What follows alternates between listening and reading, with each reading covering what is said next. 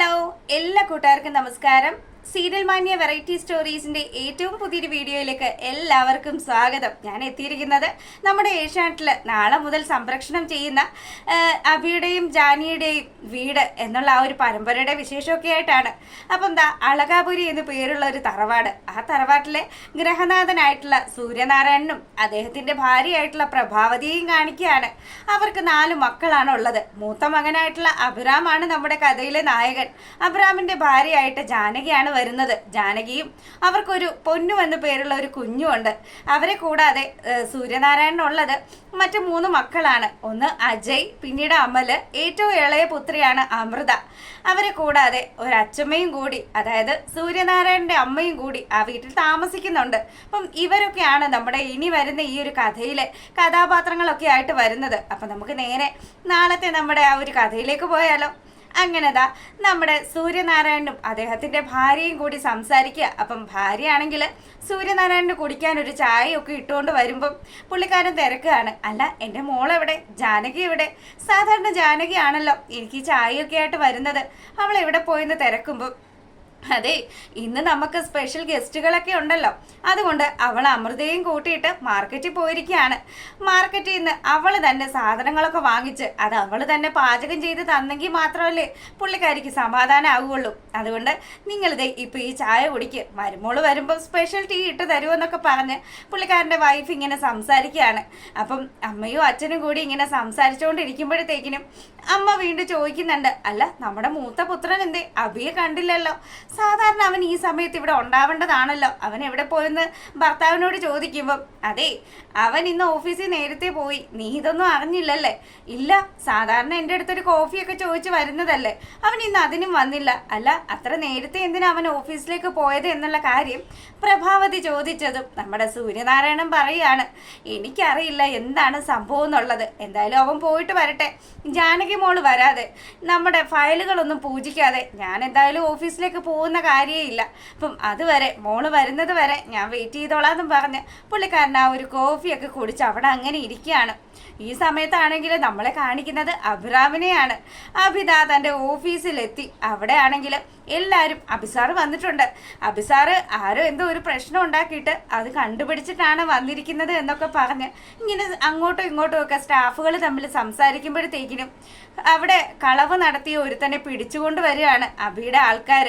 അപ്പം ഇത്രയും കാലം താൻ ഞങ്ങളോടൊപ്പം നിന്ന് ഞങ്ങളെ ചതിക്കുമായിരുന്നു അല്ലേ എന്നൊക്കെ ചോദിച്ച് അഭി ആ ഒരു സ്റ്റാഫിനെ ക്വസ്റ്റ്യൻ ചെയ്യുന്ന സമയത്ത് അയാൾ ഇത്രയും കാലം കമ്പനിയെ ചതിച്ചതും കമ്പനിക്ക് വേണ്ടി മറ്റാൾക്കാർക്ക് ഒറ്റിക്കൊടുത്ത കാര്യങ്ങളും ഒക്കെ സമ്മതിക്കുക. താൻ ഇതുവരെ തെളിവായിട്ട് വെച്ചിരിക്കുന്ന എല്ലാ രേഖകളും അത് ആ പെൺഡ്രൈവ് സഹിതം ഞങ്ങളെ ഏൽപ്പിച്ചിട്ട് ഇവിടുന്ന് പോയിക്കോ, പിന്നെ നീ ഇത് കഴിഞ്ഞ് ഏതെങ്കിലും ഒരു ഓഫീസിൽ കയറി പ്രവർത്തിക്കുമോ എന്നുള്ള കാര്യം ഞാനൊന്ന് നോക്കാമെന്നും പറഞ്ഞ് അഭി ദേഷ്യപ്പെടുകയാണ്. അപ്പം അഭിസാറിൻ്റെ ആ ഒരു ധൈര്യവും ധീരതയും ഒക്കെ കമ്പനിയിലുള്ള എല്ലാ സ്റ്റാഫുകളും ഇങ്ങനെ വാഴ്ത്തുക.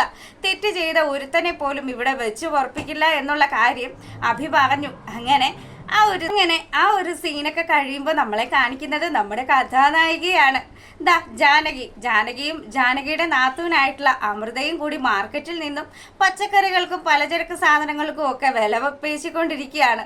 അപ്പം അമൃത പറയുന്നുണ്ട്, എൻ്റെ ചേച്ചി എന്തിനാ ഇങ്ങനെ വില പേശുന്നത്? അവർ ചോദിക്കുന്ന പൈസ കൊടുത്ത് വാങ്ങിച്ച പോരെ. അതെ മോളെ, എന്ത് കാര്യം ചെയ്യുമ്പോഴും അർഹതപ്പെട്ട കാര്യങ്ങളിലേക്ക് തന്നെയാണ് എല്ലാം എത്തേണ്ടത് എന്നും പറഞ്ഞ് അവളാണെങ്കിൽ വില പേശി തന്നെയാണ് വാങ്ങുന്നത്. അതിനുശേഷം ആ മാർക്കറ്റിൽ നിന്നും പോരുന്ന സമയത്ത് അവിടെ ഒരു സാധുവായിട്ടുള്ള സ്ത്രീ ഇരിക്കുന്നത് കണ്ടു. ആ സ്ത്രീയുടെ കയ്യിലേക്ക് പുള്ളിക്കാരി മിച്ചം പിടിച്ച പൈസയൊക്കെ അങ്ങ് വെച്ചു കൊടുക്കുകയാണ്. ഇതിനായിരുന്നോ ചേച്ചി ഇങ്ങനെയൊക്കെ ചെയ്തത്? മോളെ, ചേച്ചി നിന്നോട് പറഞ്ഞില്ലേ ഇത് നമ്മൾ അർഹതപ്പെട്ട ആൾക്കാർക്കാണ് കൊടുക്കേണ്ടതെന്ന്, അല്ലാതെ കൊള്ള ലാഭം വാങ്ങിക്കുന്ന ആൾക്കാർക്കല്ല കൊടുക്കേണ്ടത്. അങ്ങനെ അവരിങ്ങ് വരുന്ന ആ ഒരു സമയത്താണെങ്കിലോ ക്ഷേത്രത്തിൽ നിന്നുള്ള ഒരു എഴുന്നള്ളത്ത് കാണുക. അപ്പം ആ ഒരു എഴുന്നള്ളത്ത് കണ്ടതും നമ്മുടെ ജാനകി ആണെങ്കിൽ അതിനൊപ്പം ചുവട് വെക്കാൻ തുടങ്ങി. ഇത് കണ്ടതും അമൃത കളിയാക്കുന്നുണ്ട്, ചേച്ചി ഇനിയിപ്പോൾ ആരെങ്കിലും കണ്ടു കഴിഞ്ഞാൽ അത് നമ്മൾ ഇത്രയും വലിയൊരു വീട്ടിൽ നിന്ന് വന്നിട്ട് ചേച്ചിയുടെ ദേഹത്ത് ദേവി കൂടിയതാണെന്നല്ലേ പറയുള്ളൂ, ചേച്ചി ഇങ്ങനെയൊന്നും കാണിക്കല്ലേ എന്ന് പറയുമ്പോൾ അതെ, നമുക്ക് അങ്ങനെ ആടണമെന്ന് തോന്നിയാൽ ആടണം, പാടണമെന്ന് തോന്നിയാൽ പാടുകയും ചെയ്യണം, അതൊക്കെ നമ്മുടെ സന്തോഷങ്ങളല്ലേ എന്നും പറഞ്ഞ് അമൃതയും കൂട്ടി വീട്ടിലേക്ക് പോവാണ്. പിന്നീടാണെങ്കിലോ നമ്മുടെ അച്ചമ്മയെയും അതുപോലെ തന്നെ പൊന്നൂസിനെയും കാണിക്കുകയാണ്. അപ്പൊ രണ്ടുപേരും കൂടി അങ്ങോട്ടും ഇങ്ങോട്ടും ഒക്കെ സംസാരിക്കുക. അച്ചമ്മയെ സമയം പോയി കേട്ടോ, നമ്മൾ ചെല്ലുമ്പോഴത്തേക്കിനും സിനിമ തീരും. എൻ്റെ മോളെ, നിന്റെ അച്ചച്ചൻ ദാ വാതിക്കയിലിരിക്കുന്നുണ്ട്. നിന്റെ അച്ചച്ചനും അച്ചമ്മയും ഒക്കെ എങ്ങോട്ടേലും പോയെങ്കിൽ മാത്രമല്ലേ നമുക്ക് പുറത്തേക്ക് പോകാൻ പറ്റുള്ളൂ. അല്ലടി മോളെ, നിന്റെ ചിറ്റപ്പൻ എവിടെയാന്ന് ചോദിക്കുകയാണ്. അപ്പം നമ്മുടെ അജയിനെ കുറിച്ചിട്ടാണ് ആ അമ്മ ചോദിക്കുന്നത്.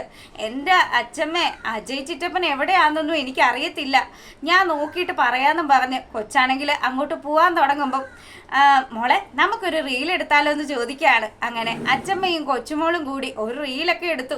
ആ റീല് കണ്ടതും, അല്ല മോളെ, നമ്മൾ കഴിഞ്ഞ ദിവസം അപ്ലോഡ് ചെയ്ത റീല് അത് എത്ര പേര് കണ്ടെന്ന് ചോദിക്കുമ്പം അത് 1 മില്യണോളം പോയിട്ടുണ്ട്. അത്രേ പോയുള്ളൂ. ഞാൻ ദേ ഒരു സൂപ്പർ സ്റ്റാറിൻ്റെ കൂടെ അഭിനയിച്ചിട്ട് ആ സൂപ്പർ സ്റ്റാർ വരെ പറഞ്ഞു അച്ചമ്മയുടെ അഭിനയം സൂപ്പറാണെന്ന്. എന്നിട്ട് പോലും ഇത്ര ആൾക്കാരെ എൻ്റെ റീല് കണ്ടുള്ളൂ എന്ന് ചോദിച്ച് അച്ചമ്മ പരിഭവം പറയുകയാണ്. ഇനി ഇവിടെ അധിക സമയം നിന്ന് കഴിഞ്ഞാൽ അമ്മ വരും. അമ്മ വന്നു കഴിഞ്ഞാൽ നമ്മുടെ സിനിമയ്ക്ക് പോകൽ നടക്കില്ല എന്നും പറഞ്ഞ് പൊന്നു ആണെങ്കിൽ അച്ചമ്മയും കൂട്ടിയിട്ട് അവിടുന്ന് പോകാൻ തുടങ്ങുകയാണ്. പിന്നീടാണെങ്കിലോ നമ്മുടെ സൂര്യനാരായണനാണെങ്കിൽ റെഡിയായി ഇരിക്കുകയാണ് ഓഫീസിലേക്ക് പോകാൻ വേണ്ടിയിട്ട്. അപ്പം അങ്ങോട്ടേക്ക് നമ്മുടെ അഭി വന്നു. അഭി വന്ന പാടെ അമ്മ ചോദിക്കുന്നുണ്ട്, ഇന്ന് മോൻ ആരോടും യാത്ര പറയാതെ എന്താ ഇത്ര നേരത്തെ പോയത്? അത് ചെറിയ കാര്യങ്ങളൊക്കെ ഉണ്ടായിരുന്നു അമ്മേ, ഒരാളെ ഒതുക്കാനുണ്ടായിരുന്നു എന്ന് പറഞ്ഞതും സൂര്യനാരായണൻ തൻ്റെ മകനെ ഒന്ന് നോക്കുകയാണ്.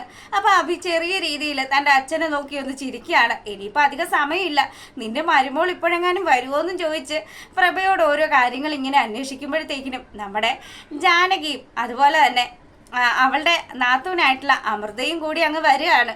ഇവരെ കണ്ടതും, എൻ്റെ മോളെ, ഈ കാര്യങ്ങളൊക്കെ നീ മറ്റാരെങ്കിലും ഏൽപ്പിച്ചാൽ പോരെ, അത് ശരിയാവില്ല അച്ഛാ.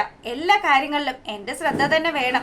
എനിക്കത് പ്രത്യേകം ഒരു നിർബന്ധമുള്ള കാര്യമാണ്. പോരാത്തതിന് ഇന്ന് നമ്മുടെ ഓഫീസിലുള്ള ക്ലയൻസൊക്കെ വരികയല്ലേ, അതുകൊണ്ട് അവർക്കൊക്കെ ഫുഡ് ഉണ്ടാക്കി കൊടുക്കുമ്പം നമ്മൾ തന്നെ ചെയ്ത് കൊടുക്കണ്ടേന്നൊക്കെ ഇവളിങ്ങനെ പറയുക.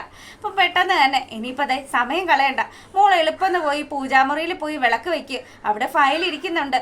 മോൾ പ്രാർത്ഥിച്ച് ആ ഫയൽ എടുത്ത് അച്ഛൻ്റെ കയ്യിലേക്ക് തന്നെങ്കിൽ മാത്രമേ അച്ഛനൊരു സമാധാനം ആവുള്ളൂ. നീയാണ് ഈ വീടിൻ്റെ ഐശ്വര്യം എന്നൊക്കെ പറഞ്ഞ് തൻ്റെ മരുമകളെ കുറിച്ച് സൂര്യനാരായണൻ ഇങ്ങനെ പുകഴ്ത്തുമ്പോഴത്തേക്കിനും അമ്മയ്ക്കുമൊക്കെ വലിയ സന്തോഷമായി. നമ്മുടെ അഭിയാണെങ്കിലോ, അഭി ഒരു വലിയ വെയിറ്റൊക്കെ ഇട്ട് ഇങ്ങനെ ഇരിക്കുകയാണ്. അപ്പം ഇടയ്ക്ക് നമ്മുടെ ജാനകി അഭിയെ നോക്കുന്നുമുണ്ട്, പക്ഷെ പ്രത്യേകിച്ച് ഒരു മൈൻഡൊന്നും കാണിക്കുന്നില്ല. അങ്ങനെ പൂജാമുറിയിൽ കയറി ജാനകി ഇതാ പ്രാർത്ഥനയൊക്കെ തുടങ്ങി. അതിനുശേഷം അവൾ ആ ഫയൽ എടുത്ത് തൻ്റെ അമ്മായിച്ചൻ്റെ കയ്യിലേക്ക് കൊടുക്കുകയാണ്. പുള്ളിക്കാരനാണെങ്കിൽ വലിയ താല്പര്യത്തോടു കൂടി സന്തോഷത്തോടു കൂടി ആ ഫയൽ ഇങ്ങ് സ്വീകരിച്ചു. ഇനിതേ സമയമില്ല, ഞങ്ങൾ പോയിട്ട് വരാട്ടോ എന്നും പറഞ്ഞ് യാത്ര പറഞ്ഞ് ഇറങ്ങാൻ തുടങ്ങുമ്പോഴത്തേക്കിനും നമ്മുടെ അബിയെ ജാനകി ഒന്ന് നോക്കി. ഒരു യാത്രയെങ്കിലും പറഞ്ഞിട്ട് പോകായിരുന്നു എന്നുള്ള രീതിയിൽ. പക്ഷേ അബി യാത്ര പോലും പറയാതെ പോകുന്ന ആ ഒരു സമയത്താണെങ്കിലോ നമ്മുടെ അച്ഛമ്മയും കൊച്ചുമോളും കൂടിയാണെങ്കിൽ ഇവരെ എങ്ങനെയെങ്കിലും പറഞ്ഞു വിട്ടിട്ട് വേണം തങ്ങൾക്ക് സിനിമയ്ക്ക് പോവാൻ. ചിറ്റപ്പൻ എന്ന് പറയുന്നവനാണെങ്കിൽ ദാ എന്തോ മെക്കാനിക്കൽ പണിയൊക്കെ ചെയ്ത് അവിടെ അങ്ങനെ നടക്കുകയാണ്. അപ്പോഴത്തേക്കിനും ഈ അജയ് ആണെങ്കിലോ ചെറിയൊരു ഡാൻസ് ഒക്കെ കളിച്ച് അവിടെ അങ്ങ് വരിക. അജയുടെ ആ ഒരു കോലവും അതുപോലെ സെറ്റപ്പും ഒക്കെ കാണുമ്പോഴത്തേക്കിനും സൂര്യനാരായണൻ ചോദിക്കുന്നുണ്ട്, നീ ഈ അളകാപുരി തറവാട്ടിൽ തന്നെ ഉണ്ടായതാണോ എന്ന് എനിക്കൊരു സംശയമുണ്ട്. നിന്റെ മുഖമൊക്കെ നോക്ക്, മെക്കാനിക്കൽ പണിയൊക്കെ ചെയ്ത് മുഖത്തൊക്കെ നിറച്ച് ഗ്രീസ് ആണല്ലോ മോനെ, നീ ഇങ്ങനെയാണോ നടക്കുന്നേ? കുറച്ച് വൃത്തിയായിട്ടൊക്കെ നടക്കടാന്നൊക്കെ പറഞ്ഞ് പുള്ളിക്കാരൻ ഇങ്ങനെ പറഞ്ഞുകൊണ്ടിരിക്കുമ്പോഴത്തേക്കിനും അച്ഛൻ എത്ര കാലമായി എന്നെ ഇങ്ങനെ വഴക്ക് പറയാൻ തുടങ്ങിയിട്ട്, ഞാൻ ഇങ്ങനെ തന്നെയാണ് എന്ന് അച്ഛൻ അറിയത്തില്ലേന്ന് ചോദിക്കുകയാണ്. അങ്ങനെ അഭിയും അച്ഛനും കൂടി ഫയലൊക്കെ ആയിട്ട് ഓഫീസിലേക്ക് പോകാൻ തുടങ്ങുന്ന സമയത്താണ് അഭി ഒരു കാര്യം മറന്നുപോയി. അയ്യോ അച്ഛ, ഞാൻ എൻ്റെ ഫോൺ എടുത്തിട്ടില്ല, ഫോൺ പോയി എടുത്തിട്ട് ഇപ്പോൾ വരാട്ടോ. അച്ഛൻ വണ്ടിയിൽ ഇരുന്നോന്നും പറഞ്ഞ് അവൻ റൂമിലേക്ക് പോവുക. ഈ സമയത്താണെങ്കിൽ നമ്മുടെ ജാനകി ഭയങ്കര പരിഭവത്തിലാണ്. എന്നോടൊരു യാത്ര പോലും പറയാതെയാണല്ലോ പുള്ളിക്കാരൻ പോയത്. അപ്പം അതിൻ്റെ ഒരു പിണക്കത്തിലൊക്കെയാണ് പുള്ളിക്കാരി അവിടെ റൂമിൽ നിൽക്കുന്നത്. ഇങ്ങോട്ട് വരട്ടെ, വൈകുന്നേരം ഇങ്ങോട്ട് വരുമല്ലോ, വരുമ്പോൾ ഞാൻ കാണിച്ചു കൊടുക്കാമെന്നും പറഞ്ഞ് അങ്ങനെ അവൾ അങ്ങ് തിരിഞ്ഞു നിൽക്കുന്ന സമയത്ത് നമ്മുടെ അഭിറാം പുറകിൽ കൂടെ വന്ന് ജാനകിയെ കെട്ടിപ്പിടിക്കുകയാണ്. എപ്പോഴും തരാറുള്ളത് പോലെ പതിവ് യാത്ര പറയാതെയാണല്ലോ നിങ്ങൾ പോയത്, നിങ്ങൾക്ക് എന്തായിരുന്നു ഇന്നിത്ര ജാടയെന്നും ചോദിച്ച് ജാനകി ഇങ്ങനെ ഓരോ കാര്യങ്ങൾ അഭിറാമിനോട് ചോദിക്കുമ്പം അവനാണെങ്കിലോ, അതെ, നിന്റെ ഈ ഒരു പിണക്കമൊക്കെ കാണാൻ വേണ്ടി തന്നെ മനഃപൂർവ്വം ഞാൻ നിന്നോട് യാത്ര പറയാതിരുന്നത്. പതിവ് എനിക്ക് തരുന്ന ഉമ്മ തന്നു കഴിഞ്ഞാൽ ഞാൻ പോയിക്കോളാന്ന് പറയുക. അതിന്ന് തന്നത് തന്നെ. എന്തായാലും നിങ്ങൾ എന്നെ ഇന്ന് സങ്കടപ്പെടുത്തിയില്ലേ, നിങ്ങൾ സങ്കടപ്പെടുത്തിയത് കാരണം ഇന്നൊന്നുമില്ല, മര്യാദക്ക് ഓഫീസിൽ പോയിക്കോന്നും പറഞ്ഞ് അവൾ പുള്ളിക്കാരനെ പറഞ്ഞയക്കുകയാണ്. പിന്നീടാണെങ്കിലോ നമ്മൾ ഈ സീരിയലിലെ വേറെ ഒരു മെയിൻ കഥാപാത്രത്തെ കാണിക്കുകയാണ്. ശരിക്കും പറഞ്ഞാൽ നമ്മുടെ അളകാപുരി തറവാട്ടിലെ ഒരു മരുമകളായിട്ട് വരാനുള്ള ഒരാൾ തന്നെയാണ്. ആൾ അത്യാവശ്യം ഒരു ഇച്ചിരി പ്രശ്നക്കാരി തന്നെയാണ് കേട്ടോ. അവളാണെങ്കിൽ ജോഗിങ്ങിനായിട്ട് അവിടെ ഇങ്ങനെ നടക്കുന്ന അവിടെ ഒരു ഗെയിം കളിച്ചുകൊണ്ട് നിൽക്കുന്ന ഒരു പുള്ളിക്കാരനെ കാണിക്കുകയാണ്. ഈ 5 വെച്ച 10 കിട്ടുമെന്നൊക്കെ പറയുന്നത് പോലെ അങ്ങനെയുള്ളൊരു കളി. അപ്പം ഈ കളി കാണുമ്പോഴത്തേക്കിനും ഈ പെണ്ണിനാണെങ്കിൽ ഭയങ്കര ഒരു പുച്ഛമാണ്. ഇവനൊക്കെ ഇത് എന്ത് കാണിക്കുകയാണ്. അപ്പം ഇവളങ്ങ് പോകുന്ന സമയത്ത് ഇവളുടെ മട്ടും പാവവും ഒക്കെ കാണുമ്പം ആ കളി നടത്തുന്ന ആളുണ്ടല്ലോ, അയാളാണെങ്കിൽ ദേഷ്യപ്പെടുകയാണ്. അതെ മേഡം, നിങ്ങൾ വലിയ പുച്ഛഭാവത്തിലാണല്ലോ പോകുന്നത്. നിങ്ങൾക്ക് ധൈര്യം ഉണ്ടെങ്കിൽ ഈ ഗെയിം ഒന്ന് കളിച്ച് ജയിച്ച് നോക്കെന്ന് പറയുക. പെട്ടെന്ന് തന്നെ കൂട്ടുകാരോടൊക്കെ അവൾ പറഞ്ഞു, ദേ ഞാൻ ജയിക്കുന്നത് നിങ്ങൾക്ക് കാണിച്ചു തരാം. ഇവൻ എന്താ പറഞ്ഞത്, 5 വെച്ച 10 കിട്ടുമെന്നല്ലേ, അപ്പം നമുക്കൊന്ന് നോക്കാം എന്നും പറഞ്ഞ് അവളുടെ കയ്യിൽ കിടന്ന ഡയമണ്ട് റിങ് ഇങ്ങ് എടുക്കുകയാണ്. അതും 2 ലക്ഷം രൂപ വിലയുള്ള റിങ്. അപ്പം അറിയാം അവൾ ആളൊരു അഹങ്കാരിയാണ് എന്നുള്ള കാര്യം. പുള്ളിക്കാരി ആ റിങ് വെച്ച് കളിക്കാൻ തുടങ്ങുന്നത് കാണിച്ചുകൊണ്ടാണ് അബിയുടെയും ജാനകിയുടെയും വീടിൻ്റെ കഥ അവസാനിക്കുന്നത്. അപ്പം എല്ലാ കൂട്ടുകാർക്കും നല്ലൊരു സൺഡേ ഒക്കെ ആശംസിച്ചുകൊണ്ട് വീഡിയോ വൈൻഡപ്പ് ചെയ്യാണ്. നിങ്ങൾക്ക് വീഡിയോ ഇഷ്ടപ്പെട്ടാൽ ലൈക്ക് ചെയ്യുക. Okay, thank you.